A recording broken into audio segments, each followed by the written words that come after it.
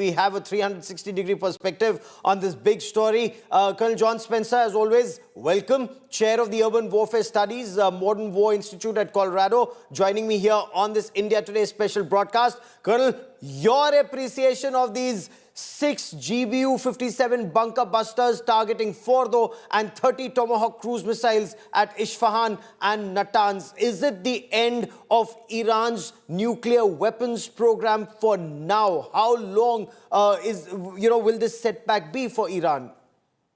Yeah, it will definitely roll it back for a while, but definitely not into the program. That has to come from political leadership to stop pursuing the program. While these sites were hit in, 6 massive ordnance penetrators that can each penetrate 200 feet into concrete reinforced field, let alone a mountain, will definitely destroy whatever it was trying to destroy in Fordo, which is a massive complex. And the 14 of 15 nuclear scientists, the plutonium enrichment site that has been hit, multiple of these sites have been destroyed, but the ultimate destruction of the program has to be dismantled from the Islamic regime, stop pursuing it, just like Iraq did in the 1980s after Israel hit its nuclear reactor, and the international community stepped in with inspectors and sanctions and basically trust but verify that the program truly is destroyed. Now, Iran all along said it was complying with all IAEA regulations, rules and norms. Iran has said it's a violation of international law that an uranium enrichment program that was for peaceful use was targeted, whether at Fordo, Natanz or Isfahan. Your take on this? Yeah, you should trust that statement about as much as you trust Pakistan's statements about Operation Sindoor.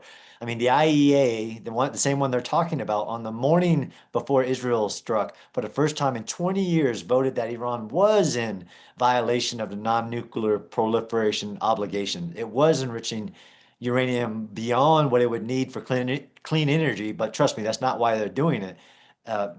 All intelligence, global intelligence, said that Iran was not negotiating in good faith, was rushing to a bomb because that would change the strategic framework.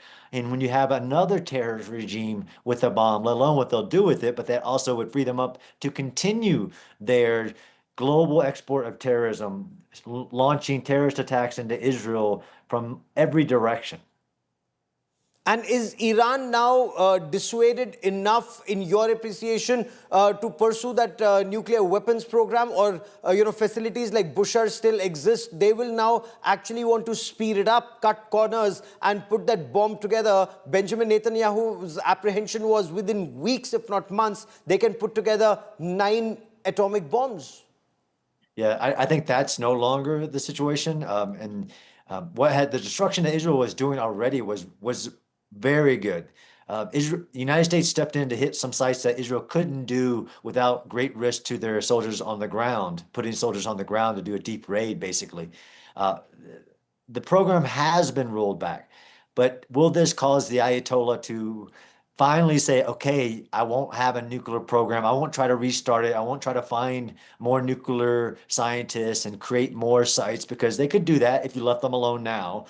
That's the ultimate only into this. It's not just the destruction of it, but the agreement from the Islamic regime that they're not going to continue with the program.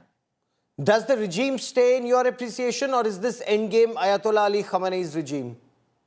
That's up to him. Hopefully he doesn't make the fatal, awful decision to strike at a U.S. installation in the region or anything as reckless as that. Right now, both the United States and Israel say that that's maybe a great outcome, but it's not the objective of this operation, which is the rollback of the nuclear program. So in your appreciation, has the aim been achieved, the aim that Israel set out with, the aim for which it needed US help, especially for Fordo, since nobody else has the B-2 bombers and the GBU-57 MOPs? Now that that's been done, do we see peace talks move forward? I hope so. I definitely hope so. You would think, I mean, we usually put rational actor theory here. The United States and Israel have both said from the beginning, and although President Trump said 2 weeks, with 2 days is within 2 weeks, but I absolutely think that all political lines are open right now, and that this should be, but I don't know for sure if this will be the kind of tipping point to force the Islamic regime to say, yes, I'll give it up, or does more destruction necessary? Okay, because there are some reports that seem to indicate US bases in the region are on a state of highest alert because this is where Iran could retaliate. And should that retaliation happen, whether on US interests in the region or on Israel, do you foresee massive escalation?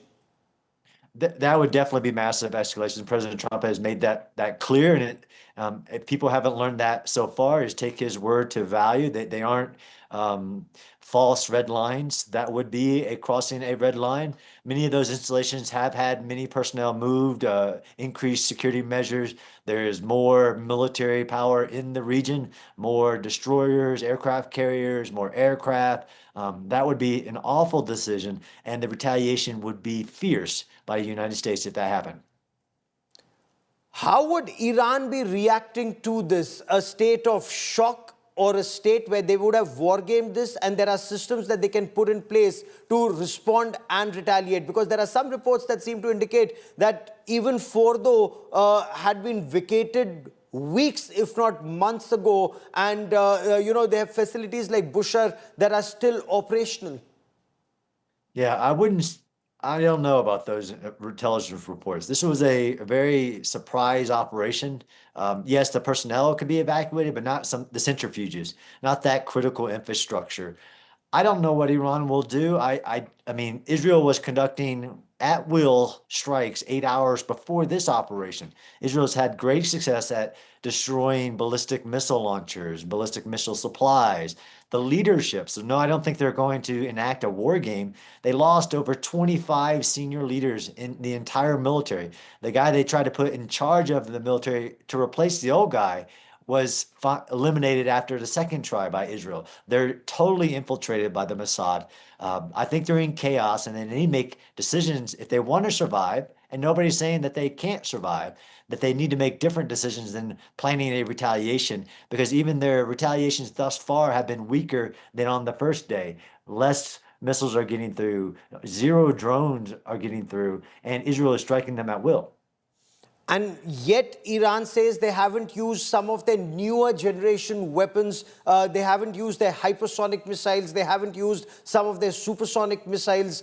That generation of weapons, they say, is still to be used. Only a third by some accounts, half by others, of their launchers have been destroyed, which means they would still have half of their launchers intact. Do you see an escalation? Yeah, no, I definitely see the possibility that they will respond irrationally. And you're right, I wouldn't count on their hypersonics and what they believe is hypersonic. They do have some very large ballistic missiles they have not used. 1 ton, and they tested a 2 ton ballistic missile 2 weeks before this operation began. They could make a really bad decision and hit civilian sites and cause a mass casualty event still. They're still dangerous. They're still lethal. They still get a chance to determine their future.